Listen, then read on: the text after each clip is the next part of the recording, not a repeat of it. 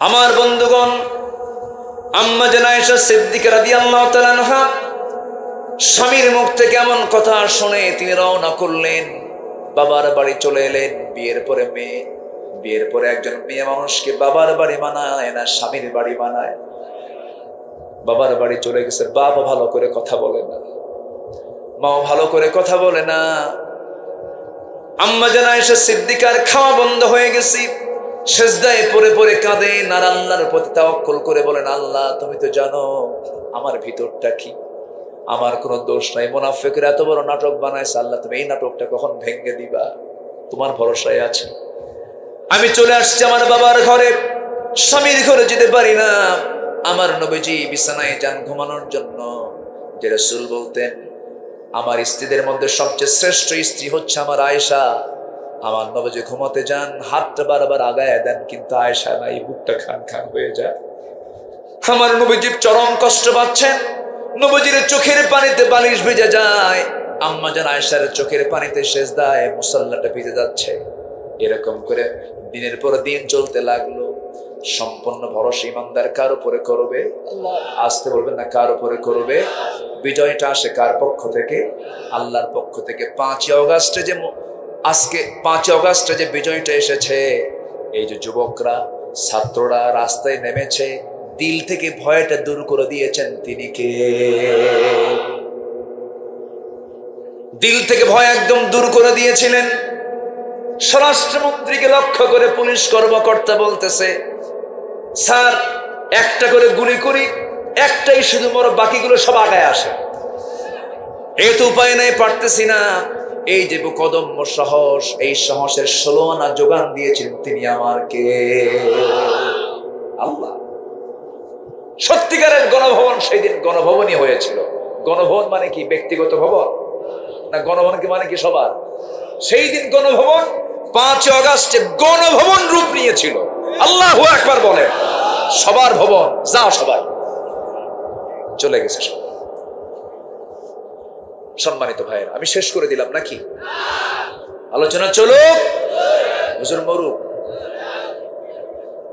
হুজুর তো ভাসে থাকা দরকার। আবহাওয়াটা এত সুন্দর, একটা বাতাস মেরে দিয়েছেন আল্লাহ তাআলা। গতকালকে কিন্তু এর চেয়ে গরম ছিল, গরম ছিল না?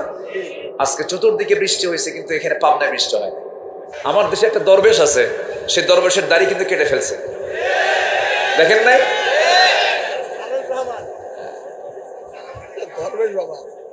একজন দাড়ি কাটে, আরেকজন দাড়ি রাখে। কি নাটক হচ্ছে আমার দেশে, আল্লাহ দেখায় দিচ্ছে। সম্পদ দিয়ে কি করবেন? গোটা দেশের টপ ধনী আত্মরক্ষার জন্য দাড়িটা কাটলো। সে দাড়িটা কি, কোন বড় আলেমের দাড়ি এত সুন্দর হয় না, একদম মুখ ভরা দাড়ি। চেহারার সুরত, চেহারার সৌন্দর্য দেখে মনে হয় কেবলই সে আসমান থেকে নাজিল হয়েছে। এত সুন্দর চেহারা, সূরাতে জিবরাইল, সিরাতে শয়তান। সারা রাত নৌকায় চড়ছে, কিন্তু নৌকার ভেড়ে নাই। কোস্টগার্ড ধরেই ফেলছে সকালবেলা, ধরে ওরে পায় নাই, পাইছে তার পার্টনারকে, আইনমন্ত্রীকে পাইছে। আইনমন্ত্রীকে ধরে নিয়ে আসতেছে, আইনমন্ত্রীকে আমার একা নিয়ে যাও কেন? হয়েছে দরবেশ বসা, বুঝলেন নাই? দরবেশ কার চেনে নাই, কারণ দরবেশ প্রকাশ পেতে হলে কি থাকতে হবে? দাড়ি নাই। কত বড় ধোঁকাবাজ দেখেন। ধর্মের ব্যবসা আমরা করি না, ধর্মের ব্যবসা তারাই করে যারা দাড়ি রাখে, দাড়ি কাটে, মাথায় পট্টি লাগায়, মাথায় পট্টিতে না বেঁধে আবার তিলক লাগায়, ঠিক কিনা? তারাই হচ্ছে ধর্মের ব্যবসায়ী।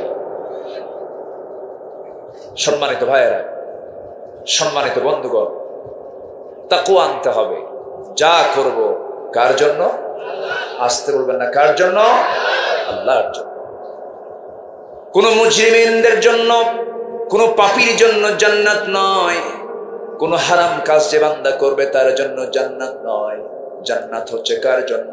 ইন্নাল মুত্তাকিনা ফি জান্নাতিন নাঈম ফাকিহিনা বিমা আতাহুম ربهم ووقاهم ربهم عذاب الجحيم জোরে বলুন আল্লাহু আকবার। আমার বন্ধুগণ, নাম্বার 3 হলো নামাজ কায়েম যারা করবে। বহু ইমানদার আমার দেশে আছে, বছরে 2 দিন নামাজ পড়ে। কয়দিন নামাজ বলে? এই 2 দিন নামাজ কিসের নামাজ হতে পারে বলে? এর মধ্যে মাঝে মাঝে আরেক ওয়াক্ত পড়ে জানাজার নামাজ। কিসের নামাজ? জানাজার নামাজ। জানাজা মাঝে মাঝে পড়ে ওযু ছাড়া। কি ছাড়া? এমন নামাজ আল্লাহ রাব্বুল আলামিন পড়তে বলেন নাই। নামাজ তো 2 দিনের জন্য নয়, নামাজ তো জানাজার জন্য শুধু নয়। নামাজ হবে মূলত কয় ওয়াক্ত বলেন? আসতে বলবেন না, কয় ওয়াক্ত নামাজ? আল্লাহ মোহাব্বত করেন কয় ওয়াক্ত নামাজিকে? 5 ওয়াক্ত নামাজিকে। ইন্নাস সালাতা কানাত আলাল মুমিনিনা কিতাবাম মাওকুতা। জোরে বলুন আল্লাহু আকবার। ইমানদাররা নামাজ সঠিক মতো আদায় করে। ফজরের সময় পড়ে, জোহরের সময় পড়ে। কারণ বান্দা এটা মাথায় রাখে, ইমানদার এটা মাথায় রাখে, কারণ আমি ডিউ টাইমে আল্লাহর সামনে যদি হাজির না হই, আল্লাহ আমাকে কবুল নাও করতে পারেন। যে অফিসার নিয়মিত অফিস না করে, তার ব্যাপারে অবশ্যই রিপোর্ট আছে না নাই বলেন? রিপোর্ট আছে। আমার আল্লাহ তাআলা আমাকে 5 ওয়াক্ত সালাতে ডাক দেন। আল্লাহ শুধু ডাক দিয়ে তিনি বসে থাকেন, তিনি শুধু দূরে থাকেন না, তিনি কাছে চলে আসেন। আল্লাহ বলেন, বান্দারে আমি তোকে ডাক দেই, দূরে থাকি না, আমি তোর সামনে দাঁড়ায় থাকি। জোরে কোন সুবহানাল্লাহ। আমি যখন নামাজে দাঁড়াই তখন আমার সামনে কে থাকেন? আসতে বলবেন না, কে থাকেন? কান্নাকা তারাহু ওয়া ইল্লাম তাকুন তারাহু ফাইন্নাহু ইয়ারাক। তুমি যদি তোমার আল্লাহকে না দেখতে পাও, আল্লাহ অবশ্যই তোমাকে দেখছেন। অর্থাৎ আমি যখন নামাজে দাঁড়াই, সঙ্গে সঙ্গে হয়ে যায় আমরা কার মেহমান? আল্লাহর মেহমান হয়ে যাই। এই নামাজ যারা কায়েম করবে, নাম্বার 3, অনর্থক কাজ থেকে যারা দূরে থাকবে, তারা আল্লাহর সন্তুষ্ট হাসিল করতে পারবে। যারা পারেন আয়াত আমার সঙ্গে ঠোঁট মিলিয়ে বলুন, قد أفلح المؤمنون الذين هم في صلاتهم خاشعون والذين هم عن اللغو معرضون والذين هم للزكاة فاعلون والذين هم لفروجهم حافظون জোরে বলুন আল্লাহু আকবার। নামাজ যারা সুন্দর করে আদায় করবে, অনর্থক কথা থেকে যারা নিজেকে হেফাজত করবে, যাকাত যারা ঠিকমতো আদায় করবে, লজ্জাস্থানের যারা হেফাজত করবে, আল্লাহ রাসূল আবার এই দিকে বলেছেন যে বান্দা 2 চলের মধ্যস্থ বস্তু জিহবা, 2 উরুর মধ্যস্থ বস্তু লজ্জাস্থানের যে বান্দা হেফাজত করবে, 2 অঙ্গের যে বান্দা হেফাজত করবে, আমি রাসূল তার জন্য আতমানাহুল জান্নাহ, তার জন্য আমি রাসূল নিজে জান্নাতের জামিন হয়ে যাব। আমার বন্ধুগণ, নাম্বার 4 হলো ওই সমস্ত বান্দা আল্লাহর সন্তুষ্ট হাসিল করতে পারবে যারা রোজা পালন করবে। রোজার মাসের নাম কি বলেন? আবার বলেন, রমজান মাস। রমজান মাসে রোজা হয়। রমজান মাস ছাড়া আরো বাকি 11 মাস আছে, সেই মাসগুলো তো রোজা রেখেছেন মুহাম্মদ সাল্লাল্লাহু আলাইহি ওয়াসাল্লাম। তিনি প্রতি মাসের 13, 14, 15, চন্দ্র মাসের 13, 14, 15 তিনি রোজা রেখেছেন। সোমবার, বৃহস্পতিবার রোজা রেখেছেন। আমার নবীজি মাঝে মাঝে রোজা রাখতেন। রোজা রাখলে পরে তাকওয়ার পরিমাণটা বেড়ে যায়, আল্লাহর সঙ্গে নৈকট্য বেড়ে যায়, আল্লাহর সঙ্গে সম্পর্ক অত্যন্ত গভীর হয়ে যায়। আমরা রোজা পালন মাঝে মাঝে করবো। জোরে বলি ইনশাআল্লাহ, আরো জোরে বলি ইনশাআল্লাহ। আমার বন্ধুগণ, নাম্বার 5 হলো রবের প্রতি আমরা তাওয়াক্কুল করব, রবের প্রতি আমরা বিশ্বাস রাখবো। ছেলে দেন কে? আসতে কবে না, ছেলে দেন কে? মেয়ে দেন কে? গাছে ফল দেন কে? আবার ফল দেন না কে? আসতে বলবেন না কে? বাচ্চা হয় না, বাবার দরবারে যাওয়ার লোক আছে না নাই? আসতে বলবেন না আছে না নাই? ঈমান আছে না গেছে? কারা যায় দেখেন তো, মাহফিল থেকে যাচ্ছে কারা? এ বসেন, হ্যাঁ, 1 নাম্বার 2 নাম্বার অবশ্য সমস্যা একটু, তাহলে আমি দোয়া করে দিই। হ্যাঁ, আলোচনা চালাবো, একটু বসে আমার পয়েন্টগুলো একটু শুনে যাই, একটু বসে। কত সমস্যা আমাদের জীবনে থাকে, কিন্তু মাহফিল এসেও যদি সমস্যার কথা মনে করেন তাহলে তো সমস্যা কোনোদিন ফুরাবে না। এখানে বসতে হবে সম্পূর্ণ কার মহব্বতে, বসে পড়েন, যা আছে হবে, এখানে তো কোনো লস নাই, এই প্রজেক্টে কোনো লস আছে? লস নেই, বসে। সম্মানিত ভাইয়েরা, তাহলে আল্লাহর প্রতি তাওয়াক্কুল করা এটা হচ্ছে বান্দার দায়িত্ব। সন্তান হবে না, চাইবো আল্লাহর কাছে, কিন্তু সন্তান হয় না, চাই বাবার কাছে। বাবার কাছে গিয়ে বলে, বাবা তুমি কি জানো বাবা, আমার বিয়ের বয়স 27 বছর, আজ পর্যন্ত একটা সন্তান হলো না, তুমি তো একটু আমার দিকে নজর দাও বাবা, তোমার নজর পেলেই আমার বাচ্চা হয়ে যাবে। যেরকম নাউজুবিল্লাহ, এখনো এই কুফরি, এই শিরকে চেতনা লালনকারী কিছু লোক এখনো সমাজে আছে না নাই? প্রকাশ্যে চলছে এখনো।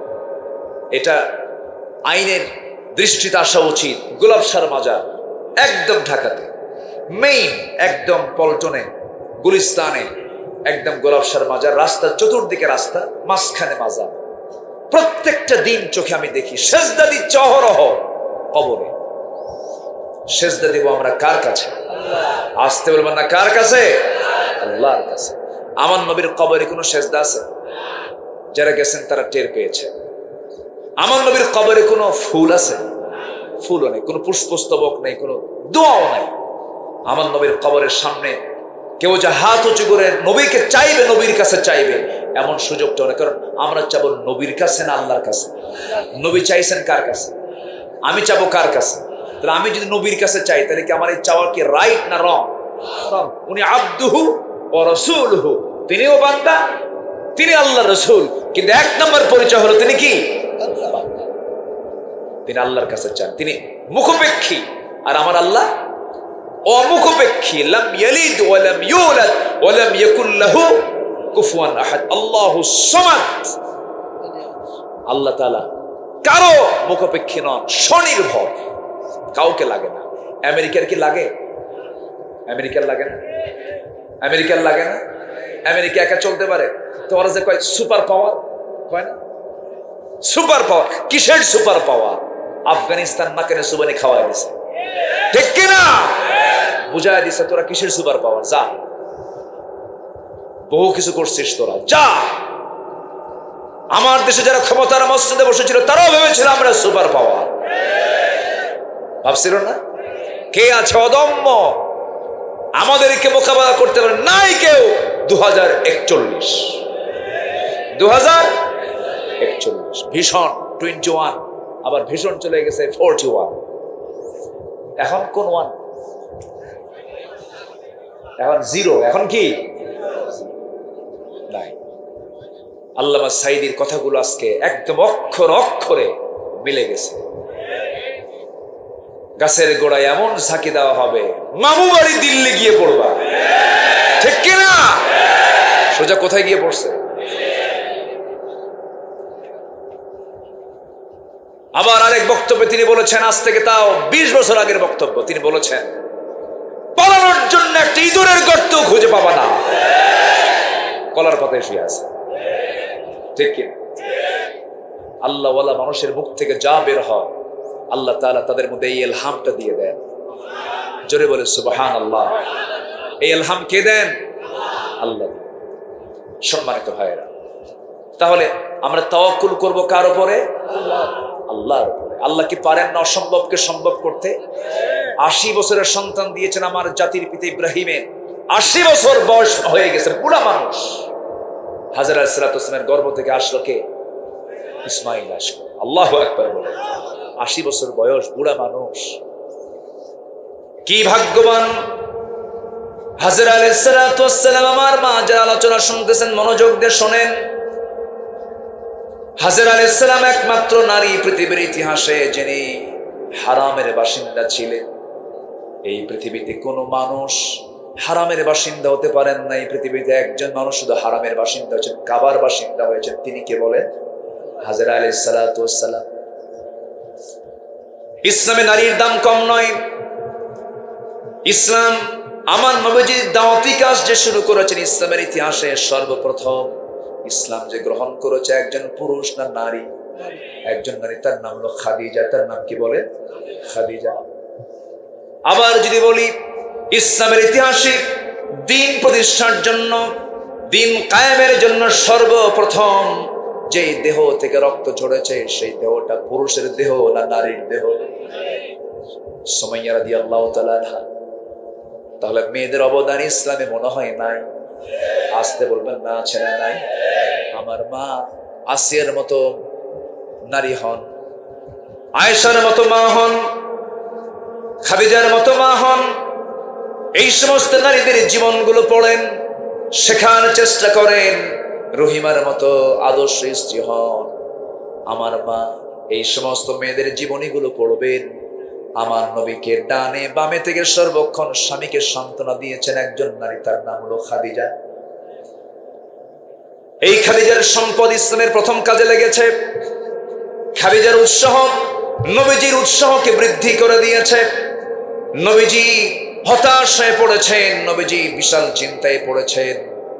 আমার নবীজি বারবার অস্থির হচ্ছেন। এমন সময় খাদিজার মতো নারী, দৃঢ়চেতা নারী পাশে দাঁড়ায় বলছেন, আমার স্বামী আপনি চিন্তা করেন কেন? আপনার কোনো ক্ষতি পৃথিবীর কেউ করবে না, কারণ আপনি কারো ক্ষতি করেন না।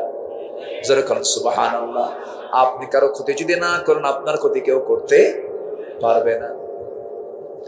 আমার বন্ধুগণ, এই জন্য আল্লাহর প্রতি তাওয়াক্কুল থাকতে হবে, আল্লাহর প্রতি ভরসা থাকতে হবে। আমার নবীর জীবনও বিপদ এসেছে, মুসিবত এসেছে, নবী বিপদের সম্মুখীন হয়েছে, কিন্তু তাওয়াক্কুল করেছেন কার উপরে? আমাদের জীবনে এরকম পরীক্ষা আসতে পারে, যেমন কি আমার নবীর জীবনে পরীক্ষা এসেছিল। একটা ঘটনা আমার মনে পড়ে গেল, বলি বলি বলি বলি আমার নবীজি আম্মা জান আয়েশা সিদ্দিকা রাদিয়াল্লাহু আনহাকে সাথে করে নিয়ে কোন এক যুদ্ধের অভিযানে বের হলেন, যুদ্ধের ময়দানে রওনা হলেন। সেই যুদ্ধ হলো না। আমার নবীজি আম্মা জান আয়েশা সিদ্দিকা রাদিয়াল্লাহু আনহাকে সঙ্গে করে নিয়ে ফেরত আসতেছিলেন। তিনি ছিলেন উটের পিঠে, উটনির পিঠে তিনি ছিলেন। উটের উপরে একটা হাওদা ছিল, পালকি ছিল, সেই পালকির মধ্যে তিনি বসা ছিলেন।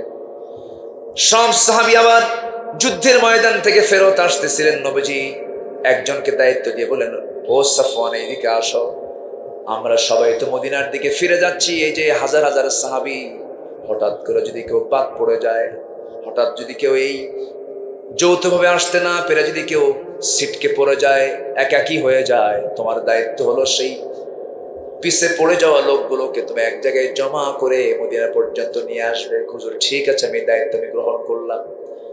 কেউ বাদ পড়ে নাই। ওই অভিযান থেকে ফেরত আসার পথে কোনো সাহাবী বাদ পড়লেন না, কারো কোনো সমস্যা হয় নাই।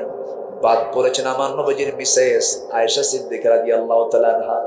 বাদ পড়া, তিনি কেমন করে বাদ পড়লেন? রাস্তায় চলতে চলতে হঠাৎ করে তিনি বললেন, ও আমার দায়িত্বপ্রাপ্ত সাহাবী, আমার প্রাকৃতিক ডাক এসেছে, আমাকে শৌচকার্য করতে হবে, আমাকে নামায়া দাও। উটের পিঠ থেকে তিনি নামলেন, হাওদা থেকে তিনি নেমে আড়ালে চলে গেলেন, শৌচকার্য করলেন। শৌচকার্য করে যখন তিনি ফেরত আসবেন, ফেরত আসতেন তার একটু দেরি হয়ে গেল, বিলম্ব হয়ে গেল। আম্মা জান আয়েশা এত চিকন ছিলেন সেই সময়ে, পালকির মধ্যে থাকলেও যে ওজন, পালকির মধ্যে না থাকলেও সে ওজন। ওই দায়িত্বপ্রাপ্ত সাহাবী করলেন কি, ভিতরে আম্মা জান আয়েশা আছেন কি নাই এটার তিনি যাচাই বাছাই করলেন না, কারণ সেই সময় পর্দার বিধান নাজিল হয়ে গেছে। কিছু বললেন না, আওয়াজও করলেন না, ভাবলেন মনে হয় আম্মা জান আয়েশা আছে।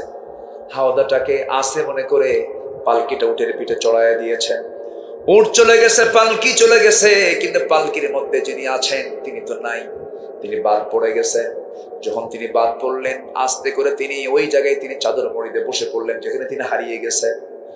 আল্লাহর নাম বারবার নিচ্ছেন, ও তাওয়াক্কাল আলাল্লাহ। যে অবস্থায় থাকি না কেন আমরা ভরসা করব কার উপরে? আল্লাহর উপরে। এই তাওয়াক্কুল করে তিনি বসে আছেন। দূর থেকে দায়িত্বপ্রাপ্ত সাহাবী লক্ষ্য করে দেখেন কে যেন বসা, মহিলা মানুষ। কাছে গিয়ে দেখলেন, তিনি চিনতে পারলেন এটা তো আমাদের আম্মা জান আয়েশা। চিনলেন এই জন্য পর্দার আয়াত নাজিল হওয়ার আগে তিনি আম্মা জান আয়েশাকে দেখেছিলেন। চিনতে পারলেন, চিনতে পেরেই বলছেন, আম্মা জান আপনি তো আমাদের উম্মাহাতুল মুমিনিন, কোনো টেনশন নাই, রাসূল আমাকে দায়িত্ব দিয়েছেন, ঘোড়ার পিঠে চড়ুন, আমি আপনাকে সবকিছু ঠিকঠাক রেখে আমি আপনাকে নবীর ঘর পর্যন্ত পৌঁছায় দেব। নবীর ঘরে পৌঁছায় দেওয়া হলো, নবীর ঘরে পৌঁছা দেওয়া হলো। নবীর ঘরে তিনি পৌঁছে গেলেন। এইদিকে গোটা রাত ধরে আম্মাজান আয়েশা একজন পরপুরুষের সঙ্গে তিনি প্রয়োজনীয় অবস্থার কারণে ঘোড়ার পিঠে চড়ে তিনি একসাথে এসেছেন মদিনায়। মুনাফিকদের কানে যখন চলে গেছে, এই ছোট্ট বিষয়কে তারা এত বড় বিষয় বানায় দিয়েছে। সবাই বলে ফেললো, তোমরা কি জানো আবু বকরের মেয়ে বিশ্বনবীর কলিজার টুকরা স্ত্রী, তার সতীত্ব নষ্ট হয়ে গেছে, তার চরিত্র নষ্ট হয়ে গেছে। এমন নাটক, এমন মিথ্যা নাটক তৈরি করার ইতিহাস এই 16 বছরের ছিল কি ছিল না? এই নাটক মুনাফিকরা তৈরি করলো। নবীর কানে সংবাদ চলে এলো, বইয়ের কিছু কথা যদি কানে আসে, স্বামীর কি ভাল লাগে? আসতে কয় ভাল লাগে? ভাল লাগে না। আমার নবীর মনটা খারাপ হয়ে গেল। আচ্ছা, রসুল যদি গায়েবের মালিক হতেন, রসুল কি মন খারাপ করতেন? গায়েবের মালিক কে? এটা বাস্তব বিষয়। অথচ আমার দেশের পীর সাহেবরা গায়েব জানে। আমার নবী গায়েব জানে না, আর আমার দেশের পীর সাহেবরা কি করে? গায়েব জানে। বাবার দরবারে গেলে যদি বলে, বাবা দেখো তো আমার কপালটাতে কি আছে, কপালের দিকে ছায়া থাকে, বাবা কত কও। 10 মিনিট ধরে বাবার পা ধরে, হাত ধরে, বারবার বাপ বাপ বলে ডাকে। তো বাবা আবার ভান ধরে থাকে, চোখটা নিচু করে থাকে, চুপ মেরে থাকে। 10 মিনিট পরে এরকম চুপ থেকে হঠাৎ করে একটা আওয়াজ দেয়, যা। কি বুঝতেছেন কিছু? মানে শয়তান স্বর হয়েছে, কি স্বর হয়েছে? শয়তান। গায়েবের মালিক কেউ না, গায়েবের মালিক কে? আসতে বলেন, গায়েবের মালিক কে? আমার নবীজি বললেন, আয়েশা কি যেন কথা আমার কানকে ভারী করে দিচ্ছে, আমার মনটা একটু খারাপ, আমার মনটা ভার হয়ে আছে। আয়েশা, আমার মনে হয় তোমার এই মুহূর্তে তোমার বাবার বাড়ি চলে যাওয়াটাই উত্তম। এই কথা কি সাধারণ আঘাত না মহা আঘাত? বলেন বলেন বলেন বলেন। বিশাল বড় আঘাত। এই আঘাত কি শুধু একজনের না 2 জনের? আমার নবীরও কষ্ট, আবার আমার নবীজির স্ত্রী আম্মাজান আয়েশারও কষ্ট। আর আনন্দ কাদের? বলেন বলেন বলেন, আনন্দ কাদের? এখন মুনাফিকের আনন্দ খবর। মুনাফিকদের মুখে মাটি মেরে দেন তিনি কে? আল্লাহ তাআলা।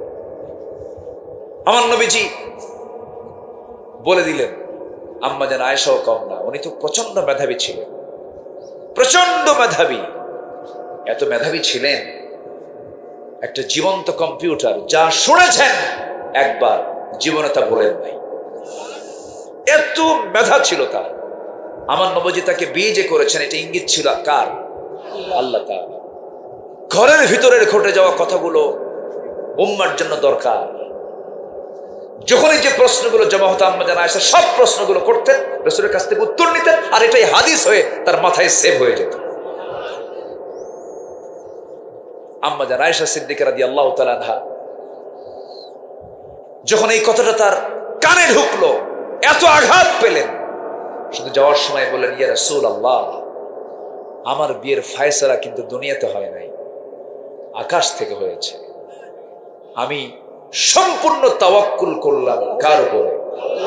আসতে বলবেন না, কার উপরে? আল্লাহর সন্তুষ্টি পেতে হলে কার উপরে তাওয়াক্কুল করতে হবে? আল্লাহ।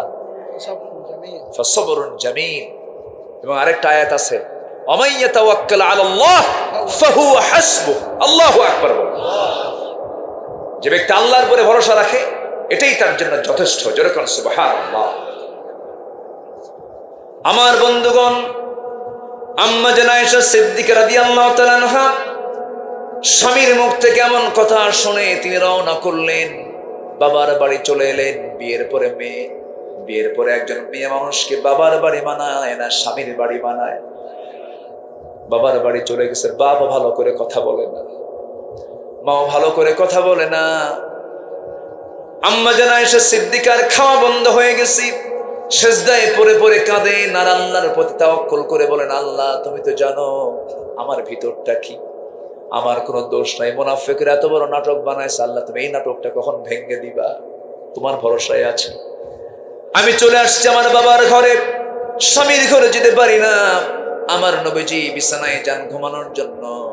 যে রাসূল বলতেন, আমার স্ত্রীদের মধ্যে সবচেয়ে শ্রেষ্ঠ স্ত্রী হচ্ছে আমার আয়েশা। আমার নবীজি ঘুমাতে যান, হাতটা বারবার আগায় দেন, কিন্তু আয়েশা নাই, বুকটা খান খান হয়ে যায়। আমার নবীজি চরম কষ্ট পাচ্ছেন, নবীজির চোখের পানিতে বালিশ ভিজে যায়, আম্মা জান আয়েশার চোখের পানিতে সেজদায় মুসাল্লাটা ভিজে যাচ্ছে। এরকম করে দিনের পর দিন চলতে লাগলো। সম্পূর্ণ ভরসা ইমানদার কার উপরে করবে? আসতে বলবেন না, কার উপরে করবে? বিজয়টা আসে কার পক্ষ থেকে? আল্লাহর পক্ষ থেকে। 5 অগাস্টে যে আজকে 5 অগাস্টে যে বিজয়টা এসেছে, এই যে যুবকরা ছাত্ররা রাস্তায় নেমেছে, দিল থেকে ভয়টা দূর করে দিয়েছেন তিনি কে? দিল থেকে ভয় একদম দূর করে দিয়েছিলেন।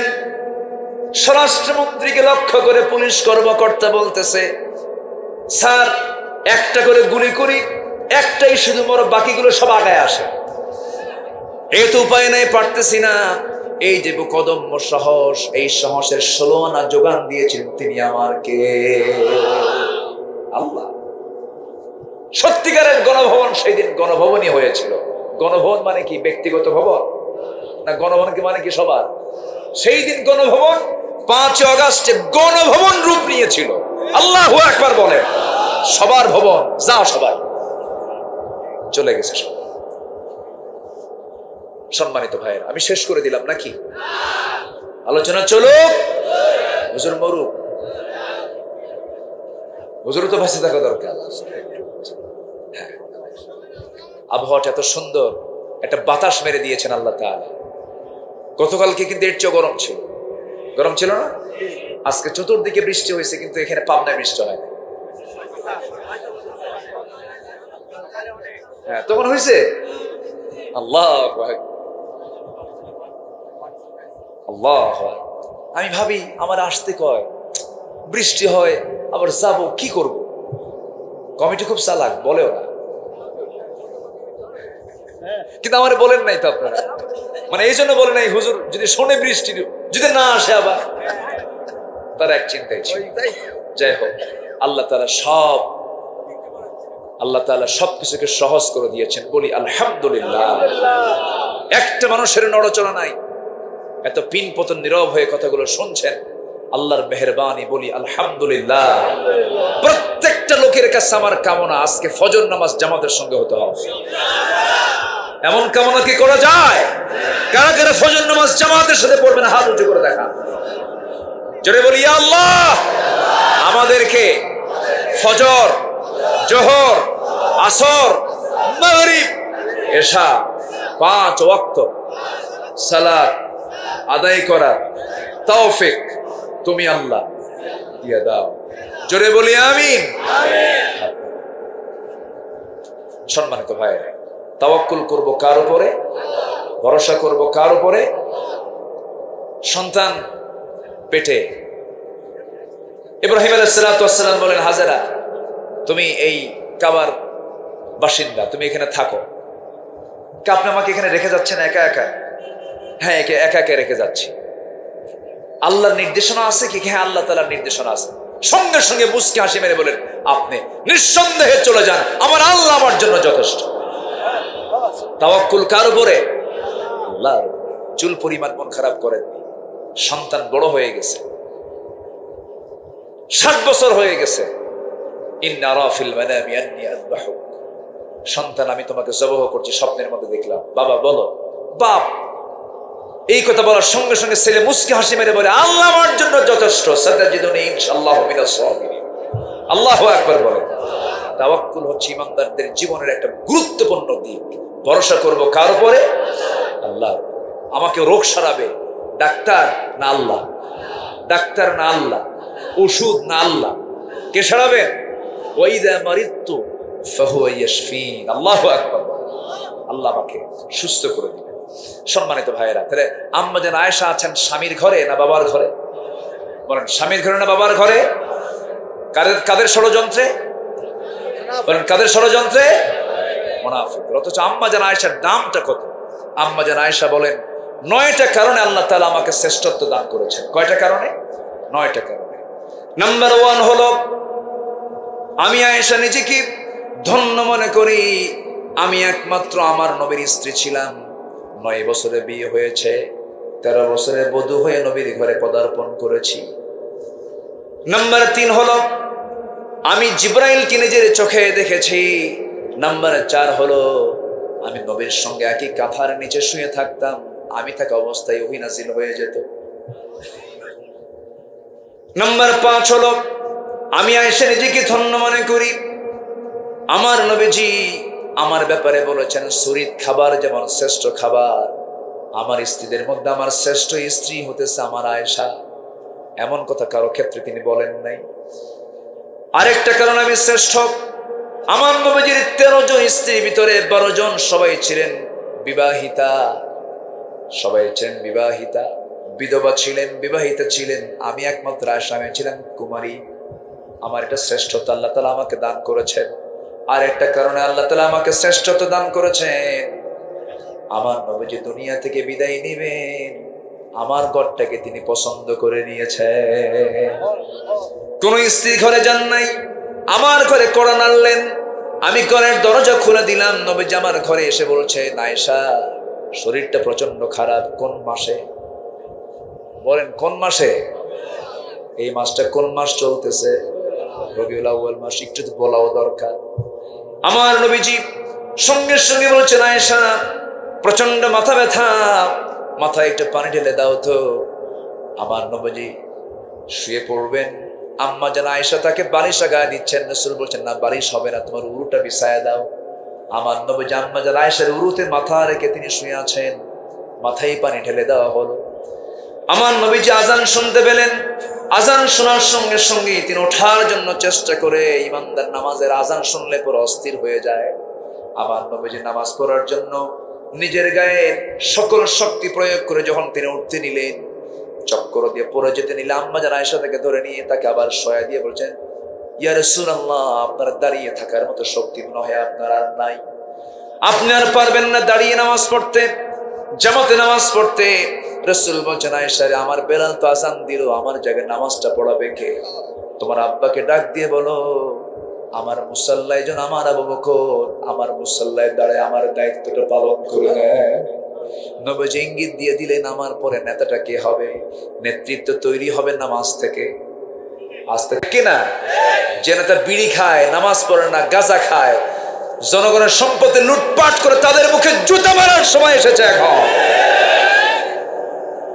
আমার নবীজি আম্মা জান আয়েশা সিদ্দিকা রাদিয়াল্লাহু আনহা তাকে লক্ষ্য করে বলেছেন আয়েশা আমার বেলাল তো আজান দিয়ে দিল, মনে হয় আমি আর জামাতে নামাজ পড়তে পারবো না, তুমি আমার কলেজা আমার প্রাণের সাহাবী আবু বকরকে বলো আমার মুসাল্লায় সে নামাজের দায়িত্ব পালন করুক। আকামাত শুরু হয়ে গেছে, কিন্তু ইমামটা পাল্টে গেছে, ইমাম চেঞ্জ হয়ে গেছে। যখন সাহাবায়ে কেরাম দেখতে পেলেন আমার নবীজি তার জায়গায় নাই, হাউমাউ করে কান্না শুরু হয়ে গেছে। সাহাবীরা কান্দে, সাইয়েদনা আবু বকর নামাজের মধ্যে কান্দেন, নামাজ পড়াচ্ছেন আর হাউমাউ করে কাঁদতেছেন। হুজরা খানায় আমার নবীজি শুয়ে থাকা আওয়াজগুলো শুনতে পাচ্ছেন। বলছেন আয়েশা রে আমার সাহাবীরা কান্দে, আমার সাহাবীরা নামাজ পড়ে, আমি নামাজের দৃশ্যটা দেখতে চাই, আমাকে একটু ধরো তো।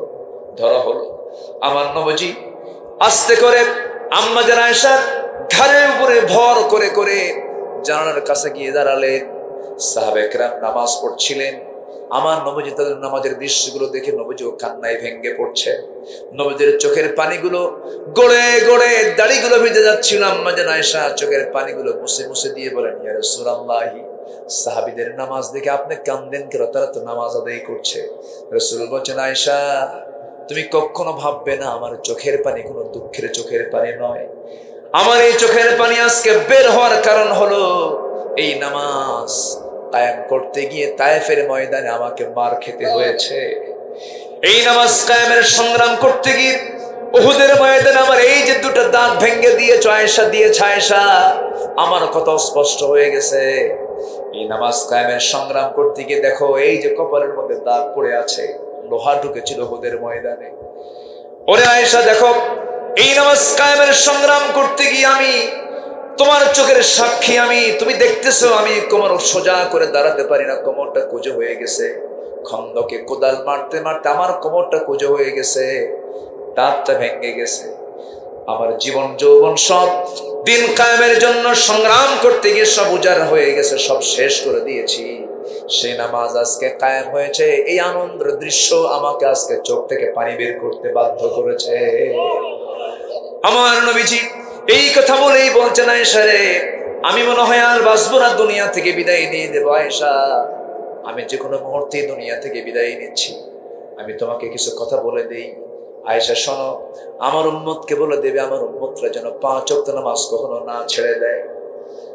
আয়েশা দেখো তো ঘরের মধ্যে কোনো কিছু আছে নাকি, তন্ন তন্ন করে খুঁজে খুঁজে কয়েকটা স্বর্ণের বার পালো, কয়েকটা স্বর্ণের টুকরা পাওয়া গেল। রাসূল হাতের মধ্যে নিয়ে বলছেন, আয়েশা, এতটুকু সম্পদ আমি আমার ঘরে রাখবো না, সব সম্পদ আমি আল্লাহর দিন কায়েমের পথে আমি দিয়ে দিলাম। সুবহানাল্লাহ। আমার নবীজি শূন্য হাতে দুনিয়া থেকে বিদায় নিলেন, শূন্য ঘরে দুনিয়া থেকে বিদায় নিলেন। আমার নবীর ঘরে কোনো ফার্নিচার ছিল না, আমার নবীর ঘরে ছিল অস্ত্র, ঝনঝনানি অস্ত্র ছিল ঝুলন্ত, লৌহ বর্ম ছিল ঝুলন্ত, বর্ষা ছিল ঝুলন্ত। আমার নবীর ঘরের ফার্নিচার ছিল হলো যুদ্ধ বিজয়ের অস্ত্রগুলো। আমার বন্ধুগণ, এই কনসেপ্ট আমাদের মুসলমানদের মধ্যে এখন আনা দরকার, কারণ সকল শিরকিয়াত দূর করার জন্য ওই সুন্নতের দরকার আছে না নাই? আমার বন্ধুগণ, নবীজি দুনিয়া থেকে বিদায় নেবেন, বিদায় নেওয়ার আগ দিয়ে আম্মা জান আয়েশাকে ডাক দিয়ে বলছেন, আয়েশা, আমার প্রাণের কলিজার টুকরা ফাতিমা কোথায় গেল? ফাতিমাকে একটু ডাক দাও তো। ফাতিমা ডাক দেওয়ার সঙ্গে সঙ্গে দরজাদের সামনে হাজির। রাসূল বলছেন, ফাতিমা রে, কান্দিস না, তোর বাপ মারা যাবে রে, এই দিকে আয়। সহিহ বর্ণনা আমার রাসূল আম্মা জান আয়েশা বর্ণিত হাদিস এটা। আমার নবীজি কানের মধ্যে মুখ ঢুকায় দিয়ে বলছেন, ফাতিমা রে, তোর বাপ মারা যাবে, তুমি মারা গেলে কি হবে? আমিও কবরে যাব, তুইও কবরে যাবি, পাশাপাশি আমরা থাকবো রে, একসঙ্গেই থাকবো আমরা। ফাতিমার কান্না থেমে গেল, ফাতিমার কান্নাকাটি করলেন না, বিদায় নিয়ে চলে আসলেন। আমার নবীর ইন্তেকালের মাত্র 6 মাস পরে তিনি ইন্তেকাল করেছেন, কম বয়সী একজন মহিলা। আমার নবীজি তাকে খুব কাছে টেনেছেন। নবীজি মেয়ে বিয়ে দিয়া মেয়েকে ভুলে যান নাই। আজকের সমাজে বহু মেয়ের বাপ আছে, মেয়ে বিয়ে দিয়া বাপ ভুলে যায়, আছে না নাই? নবী তার মেয়েকে বিয়ে দিয়েছেন, দূরে থাকতে দেন নাই, পাশের বাড়িতে ভাড়া রেখেছেন। বলছেন, ফাতিমা, তোরে না দেখলে আমার ভালো লাগে না। 3 দিন পার হতো না, 3 দিন পার হওয়ার আগেই তিনি মেয়েকে দেখে আসতেন। একদিন বলছে, আব্বা, আপনি হলেন রাষ্ট্রপতি, আপনি হলেন রাষ্ট্রনায়ক, আপনার মেয়ের ঘরটা হলো মেঝেটা কাঁচা, কাপড় চোপড় ময়লা হয়ে যায়, আপনার কলিজার টুকরো নাতি দুটো ছোট ছোট, দুধ খায়, রান্না বান্না করতে কষ্ট হয়, একটা কাজের মানুষ আমাকে দেন, একটা খাদেম আমাকে দেন। রাসূল বলেছেন, ফাতিমা রে, আমি তোমাকে একটা আমল শেখায় দেব। কি আমল? দেখো ফাতিমা, এই যে জায়নামাজ টান দাও, দেখো কত দামি দামি মানিক মুক্তা, কত মুক্ত খচিত সম্পদ এখানে আছে। এই সম্পদ চাও না, জান্নাত চাও? জান্নাত চাই আব্বা।